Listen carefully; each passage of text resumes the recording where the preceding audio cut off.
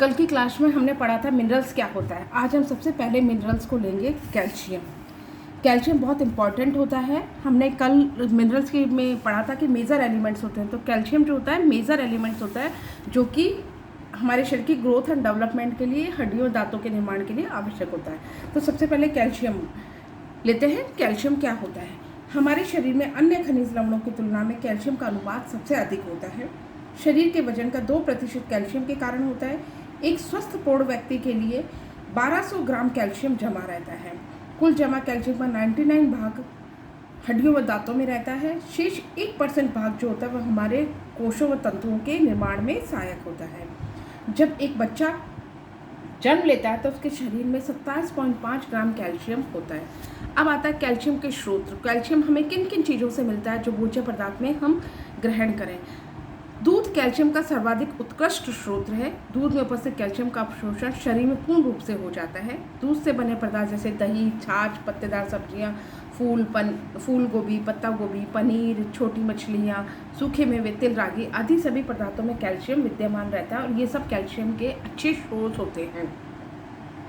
तिल में कैल्शियम बहुत अधिक मात्रा में होता है, परंतु इसके छिलके में कैल्शियम ऑक्सलेट उपस्थित होता है। ये कैल्शियम ऑक्सलेट एक अघुलनशील यौगिक के रूप में रहता है, अतः इसमें उपस्थित कैल्शियम का अवशोषण शरीर में नहीं हो पाता। अतः तिल का सेवन करते समय पहले उसके बाहरी छिलके को अलग कर देना चाहिए, तभी उसका अवशोषण हो पाता है।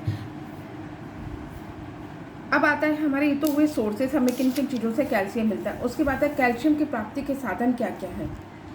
सभी प्रकार के दूध कैल्शियम से प्राप्त होते हैं।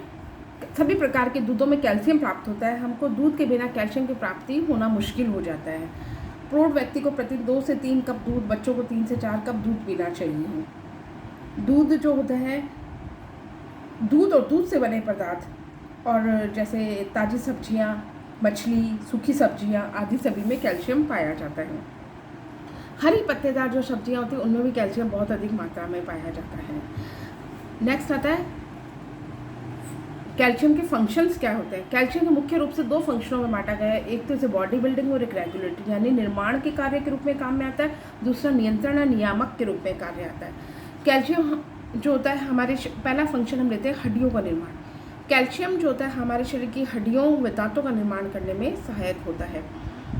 जब बच्चा माँ के गर्भ में होता है तो उसकी हड्डियों के निर्माण के लिए प्रोटीन मैट्रिक्स बनाना प्रारंभ करता है। इससे बनी हड्डियाँ मुलायम होती हैं, लचीली होती हैं। जन्म के बाद शिशुअवस्था में हड्डियाँ कार्टिलेज के रूप में हो जाती हैं। इसके बाद ये प्रोटीन मैट्रिक्स धीरे धीरे कड़ा होने लगता है। मैट्रिक्स जैसे जैसे कड़ा होने लगता है उसमें खनिज लवण जमा होने लगते हैं।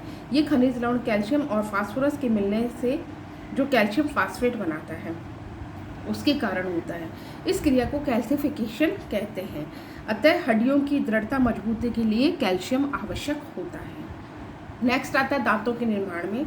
हमारे शरीर में दांतों के निर्माण के लिए कि हमें पता है कैल्शियम फास्फोरस की आवश्यकता होती है। ये कैल्शियम तथा फास्फोरस आपस में मिलकर के कैल्शियम फास्फेट और कैल्शियम हाइड्रोक्लोराइड बनाते हैं, जिससे हाइड्रोक्सी एपिटाइट बनता है जो कण के रूप में होता है। यह हड्डियों के निर्माण में एनामल तथा डेंटाइन का निर्माण करता है, डेंटिन का निर्माण करता है, जिसे हम दंतवल्लक और दंत धातु भी कहते हैं। अतः यदि दांत निकालते समय कैल्शियम की कमी होती है तो दांतों की रचना कठोर हो जाती है और दांत झड़ने लगते हैं। इसलिए दांतों के निर्माण के लिए मेनली कैल्शियम और इसकी ज़रूरत हमें होती है। उसके बाद शरीर की वृद्धि के लिए कैल्शियम की आवश्यकता होती है। ग्रोथ एंड डेवलपमेंट हमारे शरीर की शारीरिक वृद्धि विकास को बाधित करता है। कैल्शियम का शारीरिक वृद्धि में विशेष योगदान होता है। कैल्शियम जो होता है वह भोजन में कैल्शियम की कमी का प्रभाव प्रोटीन पर पड़ता है। यदि भोजन में कैल्शियम की मात्रा कम होती है तो प्रोटीन की मात्रा भी कम होती है। ऑब्वियस है, क्योंकि एनिमल्स प्रोटीन्स जो होते हैं वे सारे हमें कैल्शियम देते हैं। हम दूध लेते हैं उसमें भी प्रोटीन होता है, उसमें भी कैल्शियम होता है। अगर ये कैल्शियम कम लेंगे तो प्रोटीन की डेफिशिएंसी हो जाएगी। सेकेंड फंक्शन हमारा आता है रेगुलेटरी फंक्शन। रेगुलेटरी फंक्शन में सबसे पहला रक्त जमाने के रूप में कैल्शियम जो होता है हमारे रक्त जमाने के रूप में काम में आता है। अपन शॉर्ट में ले लेते हैं इनको फंक्शंस को। कैल्शियम जो होता है वह नाड़ी केंद्र, नाड़ी तंतुओं की संवेदनशीलता को बढ़ाता है, अस्थि एवं दांतों के निर्माण करता है, शारीरिक वृद्धि एवं विकास में सहायक होता है, मांसपेशियों के संकुचन पर नियंत्रण देता है। नेक्स्ट आता है हृदय गति को संतुलित बनाए रखने में सहायक होता है, कुछ एंजाइम्स की सक्रियता को बनाता है, कोशिका भित्तियों की प्रवेशिता को बनाए रखने में सहायक होता है कैल्शियम। ये सारे फंक्शन जो होते हैं कैल्शियम के होते हैं। अब नेक्स्ट आता है कि डेफिशिएंसी, कैल्शियम की कमी से क्या प्रभाव पड़ जाता है। सबसे पहले effect of low of intake of calcium. Calcium की कमी से कई कमियां देखी गई है कैल्शियम की, जिससे शरीर पर प्रभाव पड़ता है गर्भावस्था एवं स्तन काल के अंदर। गर्भवती स्त्रियों को आहार में पर्याप्त मात्रा में कैल्शियम न मिलने के कारण भ्रूण माता की श्रोणि गुहा की अस्थि से अपनी कैल्शियम संबंधी आवश्यकता की पूर्ति नहीं हो पाती है। इसका परिणाम ये होता है कि श्रोणि गुहा की अस्थि लचीली संकीर्ण हो जाती है और शिशु का प्रसव कठिन और अस्वाभाविक हो जाता है।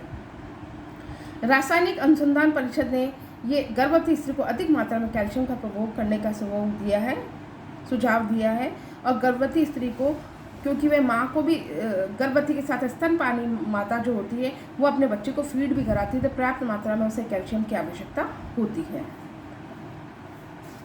भ्रूणावस्था से 3 माह की स्थिति जो होती है अवस्था में बच्चों को उनके शरीर के अस्थियां अवयवों को स्वस्थ एवं विकसित करने के लिए कैल्शियम की आवश्यकता होती है। इसी प्रकार किशोरावस्था में वृद्धि व ग्रोथ वृद्धि तीव्र गति से होती है, तो कैल्शियम की आवश्यकता होती है।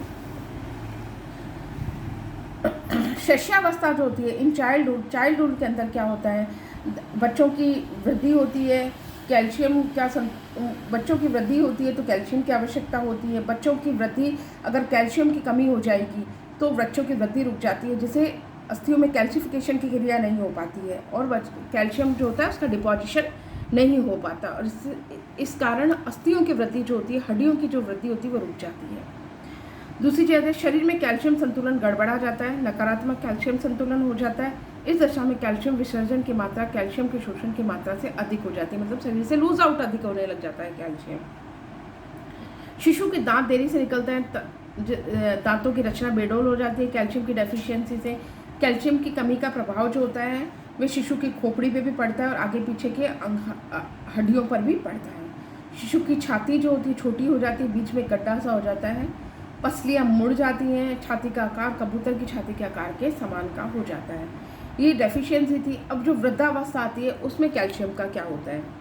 वृद्धावस्था में कैल्शियम कमी से हड्डियों के जोड़ों में दर्द होने लग जाता है, एक कमजोरी सी आ जाती है। दैनिक आहार में कैल्शियम की मात्रा बढ़ा देने से उक्त शारीरिक दोषों में अपेक्षाकृत कमी देखी गई है।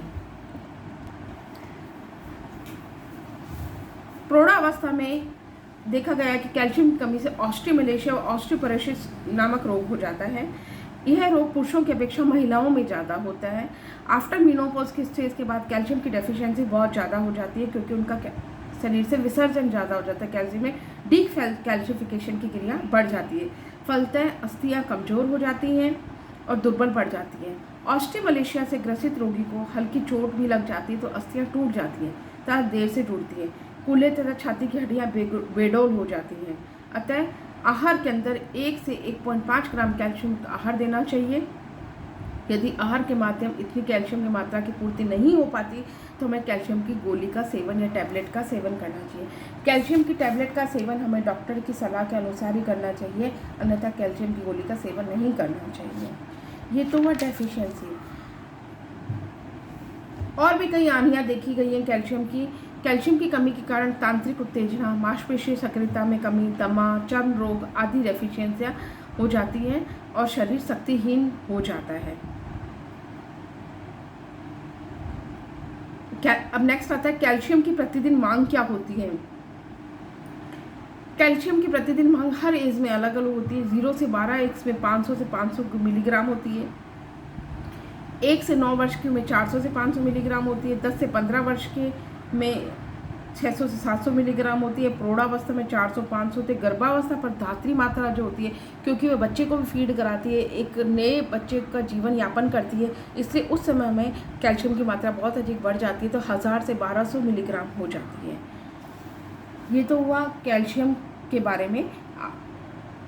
अभी हमने आधा ही कैल्शियम पढ़ा है, नेक्स्ट कैल्शियम हम अगली क्लास में पढ़ेंगे। धन्यवाद।